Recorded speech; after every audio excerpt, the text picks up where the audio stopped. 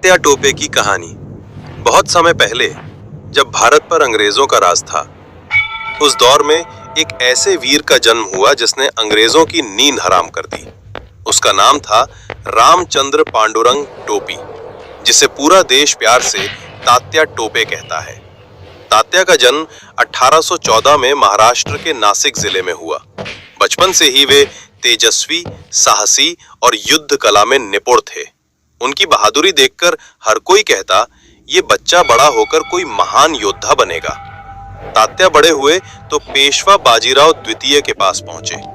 वहीं उनकी मुलाकात हुई नाना साहेब पेशवा से। दोनों में गहरी दोस्ती हो गई। तात्या नाना साहेब के विश्वास पात्र और सेनापति बन गए। सन 1857 आया और शुरू हुई भारत की पहली आजादी की लड़ाई। नाना साहेब ने अंग्रेजों के खिलाफ बिगुल बजाया तो तात्या टोपे सबसे आगे खड़े हो गए। तात्या ने कानपुर में अंग्रेजों से भीषण युद्ध किया।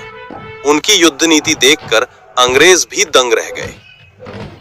फिर तात्या टोपे झांसी की रानी लक्ष्मीबाई के साथ ग्वालियर पहुंचे।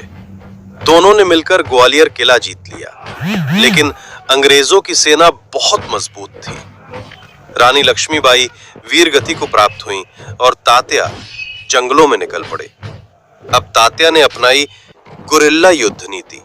वे कभी किसी जंगल से तो कभी किसी गांव से अचानक अंग्रेजों पर हमला कर देते। अंग्रेज बार बार हारते और तात्या उनका सिरदर्द बन गए। कई महीनों तक वे अंग्रेजों को चकमा देते रहे, लेकिन अफसोस, ग्वालियर के राजा मानसिंह ने धोखा दिया। अंग्रेजों को उनकी खबर मिल गई और 1859 में तात्या पकड़े गए। शिवपुरी की जेल में मुकदमा चला और 18 अप्रैल 1859 को उन्हें फांसी की सजा सुनाई गई। फांसी पर चढ़ते समय भी तात्या मुस्कुराए और कहा, मैं मातृभूमि के लिए अपने प्राण न्यौछावर कर रहा हूं। ये बलिदान व्यर्थ नहीं जाएगा। और इस तरह तात्या टोपे अमर हो गए। उनका नाम सुनते ही आज भी हर भारतीय का सिर गर्व से ऊंचा हो जाता है।